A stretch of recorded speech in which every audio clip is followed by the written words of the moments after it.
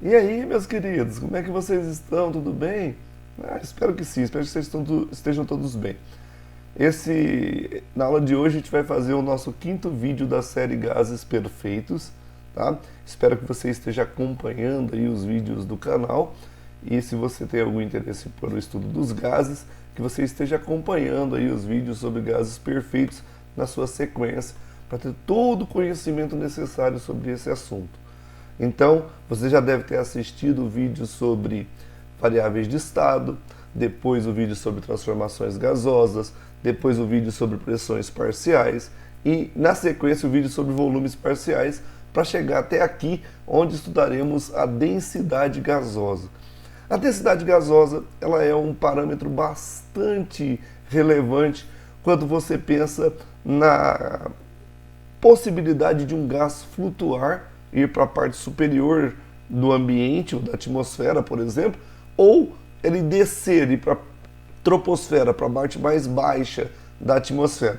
Isso está ligado à sua densidade. Lembrando que corpos mais densos descem e corpos menos densos sobem, ok? Então a densidade gasosa, a gente vai começar trabalhando com densidade gasosa absoluta, ou seja, a densidade de um gás no seu cálculo padrão mesmo.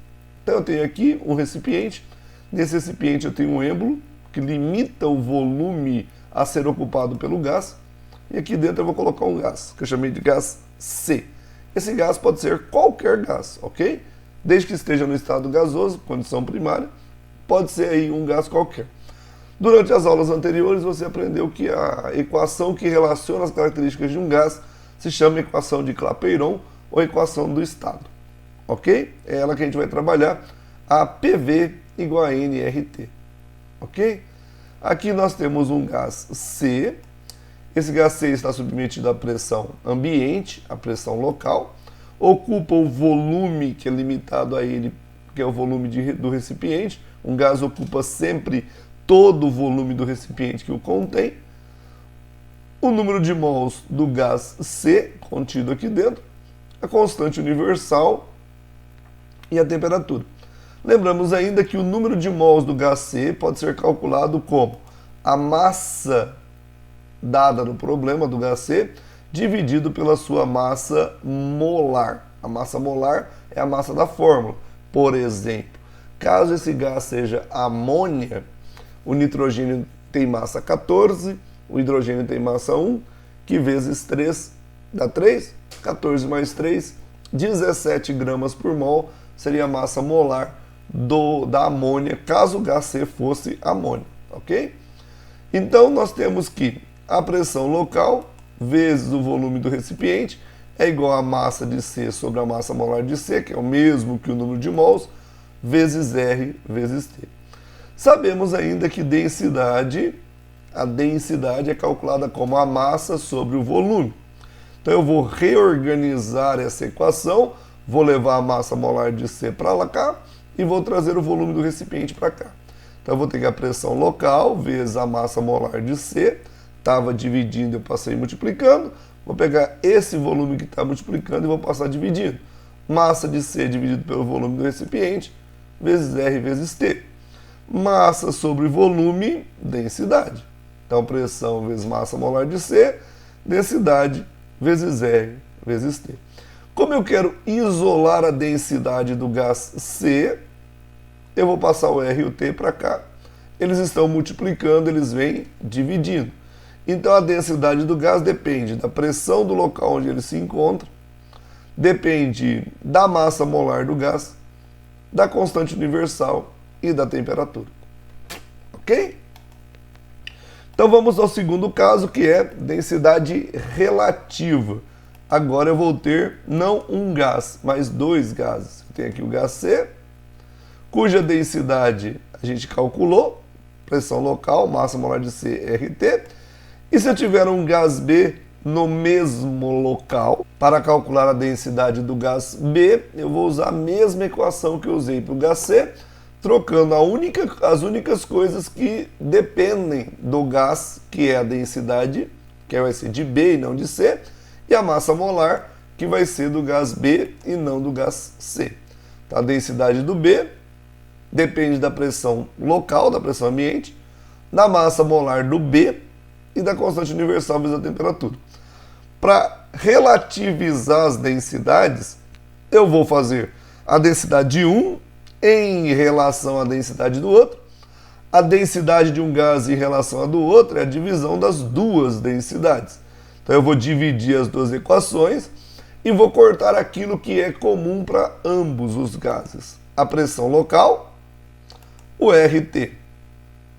Então eu tenho que a relação entre as densidades de C e B é a razão entre as suas massas molares. Lembrando que se essa densidade relativa der maior que 1, indica que o gás C é mais denso que o gás B, então ele irá para baixo. Se essa relação der menor que 1, indica que o gás C é menos denso que o gás B, então ela vai para cima. Ok? Espero que você esteja gostando do vídeo. Não esqueça de curtir o canal, de curtir o vídeo, de deixar os seus comentários, caso você queira, de compartilhar o vídeo com os seus amigos nas suas redes sociais, para que a gente possa divulgar o canal e fazer com que esse canal possa prosperar. Então, nesse último slide, a gente vai calcular aí a mistura gasosa, a densidade da mistura gasosa. Então, recordando aí, se eu tenho uma mistura gasosa, né, em um determinado ambiente, então eu vou ter um recipiente aqui, eu faço isso com um recipiente limitado, mas poderia ser o ar atmosférico, por exemplo, né? Poderia ser a atmosfera, nosso ambiente restrito. Eu vou ter um gás A, aí um gás B, aí um gás C e um gás D. Por exemplo, caso eu esteja falando da atmosfera, o gás C poderia ser o nitrogênio, que é o gás mais abundante na atmosfera. O gás A seria o oxigênio, o segundo mais abundante. O gás B seria o argônio. E o gás D seria o gás carbônico, que está querendo virar o gás B, está querendo se transformar no terceiro mais abundante, já que a sua concentração vai aumentando com o consumo de combustíveis fósseis. Para eu encontrar o número de mols total da minha mistura, eu teria que pegar o número de mols de A, mais o número de mols de B, mais o número de mols de C, mais o número de mols de D. Para calcular a densidade da mistura como um todo, eu precisaria ter a massa molar. Mas não dá para eu calcular a massa molar, porque a massa molar se baseia na fórmula de uma substância, e isso é uma mistura de substâncias. Então eu não tenho uma massa molar, eu tenho uma massa molar para cada gás. Então o que eu consigo fazer é calcular uma massa molar média. O que seria a massa molar média? Um cálculo semelhante ao da massa atômica, né? Onde você faz uma média ponderada das massas dos isótopos. Aqui a gente vai fazer uma média ponderada das massas molares de cada gás que compõe a mistura. Então eu teria que a massa molar média é a massa molar do gás A vezes a porcentagem do volume ocupado pelo gás A, ou a fração volumétrica do gás A. Mesma coisa para o gás B, massa molar de B vezes a fração volumétrica de B, massa de C vezes a porcentagem em volume de C, massa molar de D vezes a porcentagem em volume de D, dividido pela porcentagem total, que deve ser 100%. Aí a gente utiliza a equação de Clapeyron, a equação de estado, né? Pressão vezes volume igual ao número de mols vezes R vezes T. Substituímos o número de mols total por massa da mistura, massa total da mistura, dividido pela sua massa molar média que a gente calculou. E aí a gente teria o número total de mols da mistura para colocar aqui. Então eu tenho que pressão total vezes volume total. No lugar do número de mols total eu vou colocar a massa da mistura pela massa molar média, vezes R vezes T. Fazendo a jogadinha para encontrar a densidade, né? Lembrando que densidade é massa sobre volume, eu vou levar a massa molar para cá e o volume para cá. Então a pressão total vezes a massa molar média é a massa sobre o volume vezes R vezes T. Com isso, eu tenho que isso aqui, ó, é a densidade, então pressão total vezes massa molar média, é a densidade da minha mistura gasosa, vezes R vezes T, densidade da mistura, pressão total, massa molar média, RT. Ok? Espero que você tenha curtido o vídeo. Se inscreva no canal, curta o canal, continue em casa, saudável e estudando comigo. Grande abraço.